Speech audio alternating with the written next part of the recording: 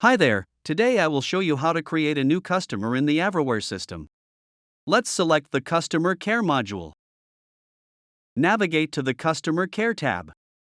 From there, click on the plus sign.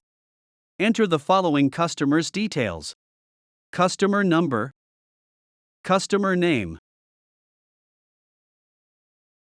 nickname, customer type, and other necessary fields.